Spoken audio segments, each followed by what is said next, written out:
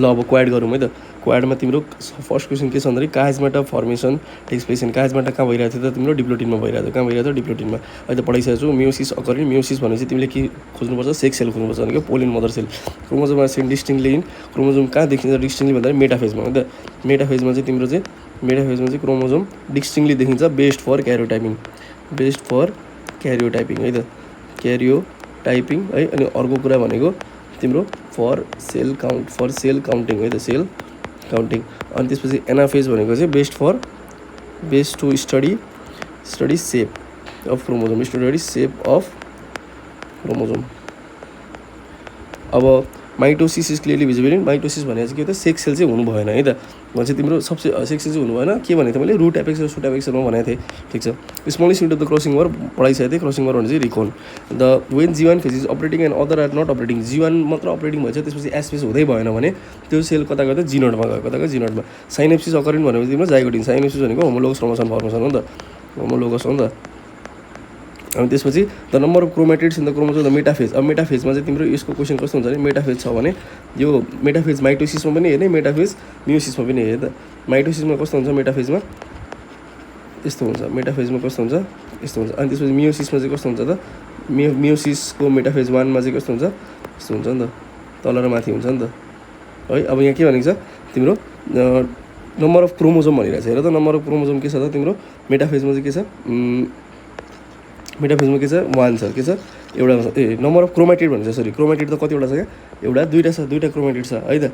तर तिम्रो चाहिँ के अरे मियोसिसमा चाहिँ कतिवटा छ त एउटा दुईवटा तिनवटा चारवटा छ है त। त्यो भएर यसको एन्सर 2 इन माइटोसिस र 4 इन मियोसिस हुन्छ। अब in meiotic cell division nuclear membrane disappear भन्ने चाहिँ तिमीले के सम्झिने त प्रोफेजमा सम्झिने। प्रोफेजमा डिसेपियर भइरहेछ नि त। अनि क्रोमोजोममा सेपरेटेड पनि भनिरहेछ है त। अब सेपरेट त कहाँ हुन्छ एनाफेजमा हुन्छ भनेपछि हाम्रो चाहिँ डिसेपियर भइसकेर सेपरेट पनि भइसक्यो भने चाहिँ हामीलाई प्रोफेज सोध्न खोजेको होइन एनाफेज सोध्न खोजेको। तपाईँ एन्सर के हो एनाफेज।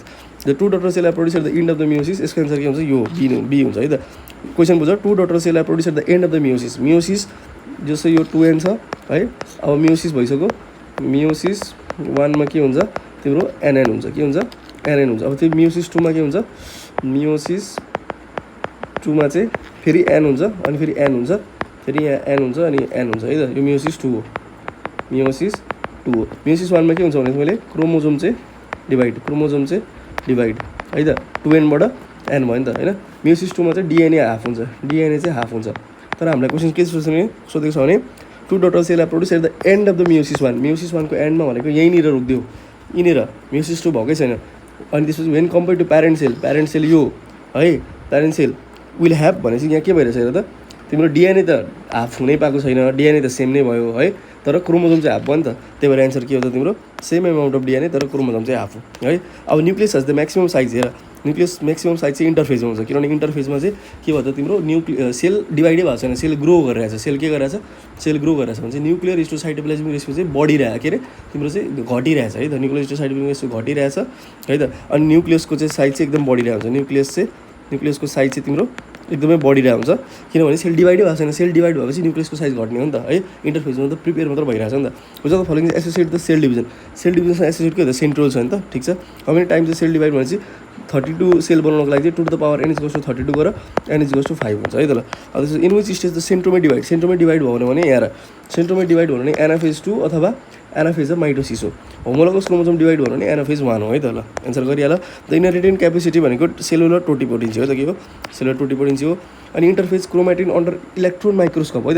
क्रोमेटिनलाई इलेक्ट्रोन माइक्रोस्कोपमा हेर्दाखेरि क्रोमेटिन कस्तो हुन्छ थ्रेड लाइक हुन्छ कस्तो हुन्छ थ्रेड लाइक हुन्छ। यसको एन्सर के हो थिन थ्रेड है त। थ्रेड लाइक बिडेड स्ट्रक्चर हुन्छ है त बिडेड स्ट्रक्चर ल। अब the mitosis can readily observe mitosis कहाँ हुन्छ रुट एपेक्समा हुन्छ। During the meiosis which is correct. मियोसिसमा के हुन्छ त तिम्रो मियोसिसमा चाहिँ होमोलोगस क्रोमोजोम चाहिँ डिभाइड भएको हुन्छ कि हेर त 4 डिप्लोइड न्युक्लियाई त हुँदैन है। मियोसिसमा त ह्याप्लोइड न्युक्लियाई फर्मेसन हुने हो। It helps in division somatic cell होइन सेक्स सेल हो। Helps in regeneration of body part त माइटोसिसमा हुने हो। हुन्छ होमोलोगस क्रोमोजोम चाहिँ सेपरेट हुन्छ नि त कुन फेजमा हुन्छ एनाफेजमा हुन्छ एनाफेजको 1मा हुन्छ। त्यही भएर एन्सर के हो during which phase chromatid are clearly visible. हेर त क्रोमेटिड क्लियरली भिजिबल भने मेटाफेजमा हो है। मेटाफेज 2मा पनि हो मेटाफेज 1मा पनि हो। एन्सर चाहिँ के हुन्छ भने metaphase 2 more priority than metaphase 1। Metaphase 2 छैन भने मात्र मेटाफेज 1 लेख्ने किनभने तिम्रो मेटाफेज 2 त पछिको फेज हो यो चाहिँ अलि अगाडिको फेज हो। जति धेरै पछिको फेज आयो त्यति नै धेरै क्रोमोजोम चाहिँ कन्डेन्स हुँदै जान्छ। क्रोमोजोम चाहिँ मोर कन्डेन्स हुन्छ, मोर कन्डेन्स हुन्छ, मोर कन्डेन्स हुन्छ। अब मोर कन्डेन्स भयो भने तिम्रो के भयो त झन् मजाले क्लियरली भिजुअल हुने हो नि त। त्यही भएर यसको आन्सर मेटाफेज 2 हो है त। मेटाफेज 1 भन्दा पनि 2 हो है। होमोलोगस क्रोमोसोम सेपरेट कहाँ हुन्छ तिम्रो होमोलोगस क्रोमोसोम एनाफेज 1 मा during meiosis gamete produced are अघि म्युसिसमा ग्यामेट प्रोड्युस के हुन्छ त हेप्लोइड हुन्छ। के हुन्छ haploid number chromosome sister chromatid immediately after the mitotic metaphase भइसकेपछि के हुन्छ त मेटाफेजमा चाहिँ 46 क्रोमोसोम जुनमा 44 चाहिँ सोमेटिक क्रोमोसोम है। अनि त्यसपछि 2 चाहिँ सेक्स क्रोमोसोम कि त एक्स हुनसक्छ कि त वाइ हुनसक्छ है। एक्सवाई भयो भने बोय अनि एक्सएक्स भयो भने गर्ल। क्यारोकाइनेसिस न्युक्लियसको डिभिजन। टर्मिनलाइजेसन भनेको diakinesis. Site where the meiosis occur in the plant भनेको चाहिँ हेर त म्युसिस भनेको चाहिँ सेक्सेल खोज्ने। सेक्सेलमा रुट टिप पनि होइन पोलन ग्रेन हो र तिम्रो स्टिम टिप पनि एन्थर पनि हो। तर तिम्रो एन्सर चाहिँ एन्थर हुन्छ है त। पोलन ग्रेन चाहिँ प्रोडक्ट अफ म्युसिस हो है त। साइट चाहिँ कहाँ हो त पोलन ग्रेन भनेको प्रोडक्ट अफ म्युसिस हो। इफ तिम्रो एन्थर थिएन भने पोलन ग्रेन पनि एन्सर टिक लगाउन मिल्थ्यो। तर यहाँ चाहिँ एन्थर बेस्ड एन्सर हो। A cell stop growing due to the storage of nutrient. यो कहाँ गयो त जी0 फेजमा गयो। In cell division replication of DNA occur. Replication कहाँ हुन्छ त इन्टरफेजको एस फेजमा हुन्छ। During the start of the mitosis the condense chromosome चाहिँ कन्डेन्स भइसकेपछि के कन्डेन्स चाहिँ के भयो के चाहिँ कन्डेन्स भएर क्रोमोसोम बनाउँछ क्रोमेटिड चाहिँ कन्डेन्स भएर क्रोमोसोम बनाउने हो त। कन्डेन्स भएर क्रोमोसोम बनाउने हो क्रोमोसोम। त्यही भएर एन्सर के हो त क्रोमेटिड हो। Which of the following the part of mitosis in the seed plant भनेको चाहिँ हेर यहाँ के छ अप्सन एस्टर हो त होइन। किनभने प्लान्टमा तिम्रो के छ प्लान्टमा सेन्ट्रोल चाहिँ हुँदैन। प्लान्टमा सेन्ट्रोल्स इज एब्सेन्ट। सेन्ट्रोल्स एब्सेन्ट छ भने चाहिँ एस्टर रे पनि एब्सेन्ट हो। किनभने सेन्ट्रोल्सको वरिपरि एस्टर रे हुन्छ। एस्टर रे एब्सेन्ट। त्यही भएर प्लान्टलाई के भन्छ एनेस्ट्रल। प्लान्टमा के हुन्छ एनेस्ट्रल सेल डिभिजन हुन्छ है। ओके तर प्लान्टमा सेन्ट्रोल्स एब्सेन्ट हुन्छ तर पोलार बडी प्रेजेन्ट हुन्छ। के हुन्छ पोलार बडी प्रेजेन्ट हुन्छ। सेम फङ्सन गर्छ र पोलार बडी प्रेजेन्ट हुन्छ तर स्पिन्डल फाइबर चाहिँ प्रेजेन्ट हुन्छ है त। स्पिन्डल फाइबर चाहिँ तिम्रो प्रेजेन्ट हुन्छ है। सेन्ट्रोल्सको काम चाहिँ पोलार बडीले गर्ने हो अरू सबै सेम हो ल है त। यो सबै इम्पोर्टेन्ट हो। अब यसको एन्सर हेरेर त तिम्रो एस्टर त हुँदै भएन। स्पिन्डल फाइबर प्रेजेन्ट हुन्छ। सेन्ट्रोल्स हुने भएन पोलार बडी हुन्छ। सेल फरवर्ड क्लिभेज भनेको त एनिमलमा हुने कहाँ हो सेल फरवर्ड क्लिभेज भनेको एनिमलमा हुने हो त प्लान्टमा हुने होइन। एनिमलमा हुने हो। प्लान्टमा सेल प्लेट फर्मेसन हुन्छ। अनि त्यसको एन्सर के हो स्पिन्डल हो। During cell cycle 2 molecule of DNA present in the chromosome during okay हेर यसको एन्सर के भने 2 मोलिक्युल अफ डिएनए भनिरहेको छ। सबसे सुरुमा जी1 फेज त्यसपछि एस फेज त्यसपछि जी2 फेज। मानौँ जी1 फेजमा एक्स डिएनए मोलिक्युल चाहिँ डिएनए चाहिँ एक्स एमाउन्ट अफ छ अरे होइन 2x एमाउन्टमा छ अरे 2सीमा छ अरे भने होइन सरी जी1मा चाहिँ है त जी1मा चाहिँ डिएनए चाहिँ 2C एमाउन्टमा छ भने एस फेजमा डबल हुन्छ 4C एमाउन्टमा हुन्छ है त। अनि जी2मा कति भयो 4Cमा भयो है त। यहाँ के भनेको छ during the cell cycle 2 molecule of DNA are present भने चाहिँ डिएनए चाहिँ डबल भयो भनिरहेको छ है त। यसलाई यसरी बुझ्नु न सी छ भने 2C बनाउन सी छ भने 2C okay 2C molecule of double DNA कहाँ हुन्छ त भन्दाखेरि एस फेजमा त हुन्छ तर यहाँ जी1 फेजमा हुँदैन। अनि त्यसपछि इन्ड अफ एम फेजतिर हामीले जाने नै होइन। अब त्यसपछि बिगिनिङ अफ एस फेज भनेको डिएनए अझै डबल भइसकेको छैन। एस फेजमै हुन्छ तर बिगिनिङमा चाहिँ हुँदैन कम्प्लिट भइसकेको हुन्छ। एन्सर के हो त जी2 है। यो तिम्रो 30 वटा क्वेसन भयो। अब हामी डे 2 को क्वेसन गर्ने है त। डे 2 मा ल अब डे 2 मा के छ भने transfer of gene from chromosome to another. Transfer कहाँ हुन्छ क्रसिङ ओभरमा हुन्छ। कहाँ हुन्छ क्रसिङ ओभरमा हुन्छ है त। कहाँ हुन्छ यो क्रसिङ ओभर भनेको प्याचिटिन स्टेजमा। अनि त्यसपछि क्रसिङ ओभर चाहिँ क्रसिङ ओभर केमा हुन्छ म्युसिसमा हुन्छ।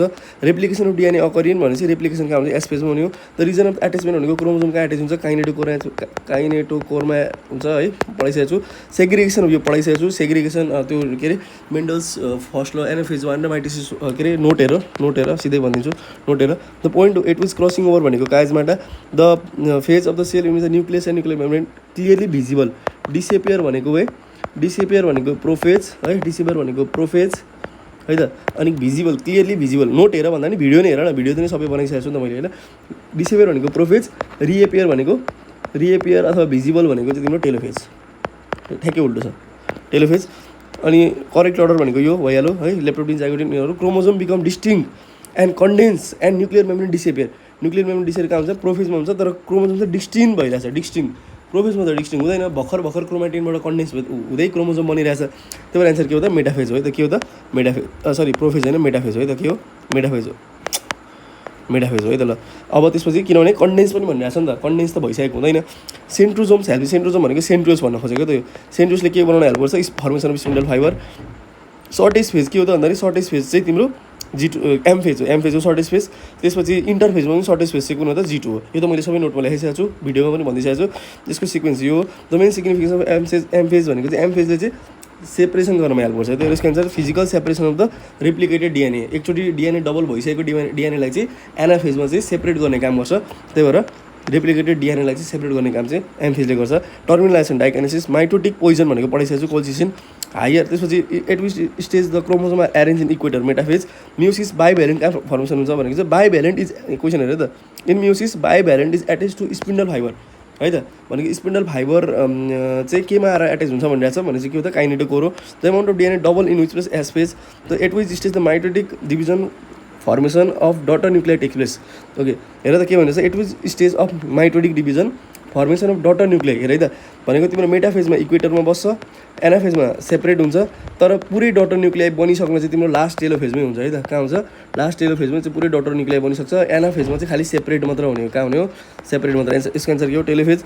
द पेयरिङ साइनोप्सिस कहाँ हुन्छ जाइगोटिनमा at which stage of meiotic cell division crossing over occur.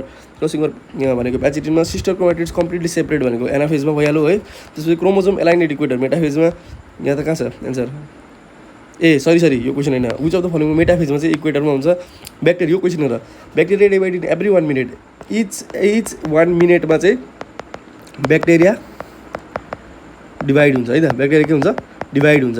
अब त्यसपछि एक cup full cup of bacteria हुनको लागि उसलाई 50 मिनट चाहियो अरे। कति चाहियो ए सरी 60 मिनट चाहियो। कति चाहियो 60 मिनट चाहियो। अनि इच 1 मिनटमा चाहिँ ब्याक्टेरिया चाहिँ डबल हुँदै हुँदै जान्छ है त। भनेपछि अब क्वेसन के छ भने हाफ कप हुनको लागि चाहिँ है त क्वेसनले के भनिरहेको छ भने हाफ कप हुनको लागि चाहिँ कति लाग्छ त हेर न। हाफ कप हुनको लागि त 59 मिनट लाग्छ कि लाग्दैन 59 मिनट, किनभने 59 मिनटमा हाफ कप हुन्छ अनि बाँकी फेरि 1 मिनटमा। अब 60 मिनटमा के हुन्छ त इच मिनटमा के भइरहेछ डबल भइरहेछ। ठ्याक्कै यहाँको डबल कति हो त यो पुरै हुन्छ कि हुँदैन त हो भनेपछि 60 मिनटमा चाहिँ फेरि फुल भइहाल्छ है त। 59 मिनटमा हाफ कप हुन्छ अनि फेरि 1 मिनटमा फेरि डबल भएको कारणले चाहिँ फुल कप हुन्छ है। यही हो एन्सर 59। डिएनए रेप्लिकेसन एस फेजमा the amount of DNA the end of G2 हेर न तिम्रो G1 फेज अनि एस फेज अनि G2 फेज। यसमा तिम्रो चाहिँ सी छ भने 2C हुन्छ अनि G2मा पनि 2C नै हुन्छ भनेको डबल देन G1 हो कि double than G1। Number of generation यो 30 to 5 गरिसकेँ। Crossing over takes place in भनेको क्रसिङ ओभर यो क्रसिङ ओभर भनेको यस्तो यो होमोलोगस क्रोमोजोम बनाउँदा होमोलोगस क्रोमोजोम बनायो यो दुईटाको बिचमा तिम्रो क्रसिङ ओभर हुन्छ है त। यो दुईटाको बिचमा तिम्रो क्रसिङ ओभर हुन्छ भने है त यो यस्तो छ अनि त्यसपछि यो यस्तो छ। ओके दुईटाको बिचमा क्रसिङ ओभर भइरहेछ भने यो के हो त यो र यो के हो त नन सिस्टर क्रोमाटिड्स हो कि त नन सिस्टर क्रोमाटिड हो। त्यही भएर non sister chromatid of the homologous chromosome. अब यो एउटा क्वेसन छ ब्याक्टेरिया डिभाइड्स एभ्री 35 मिनट है। इच 35 मिनटमा चाहिँ 35 मिनटमा चाहिँ ब्याक्टेरिया डबल हुन्छ के हुन्छ डबल हुन्छ है त। अब कल्चरमा चाहिँ 10 to the power 5 सेल छ अरे पर ml है त। अब कल्चरमा चाहिँ सुरुमै कल्चरमा culture 10 to the power 5 cells सुरुमै हामीले लियौँ है त। अब त्यसपछि ब्याक्टेरियालाई हामीले 175 मिनटसम्म चाहिँ हामीलाई चाहिँ छोडिदिउँ भने अब कति हुन्छ त तिम्रो ब्याक्टेरियाको नम्बर भनिरहेको छ।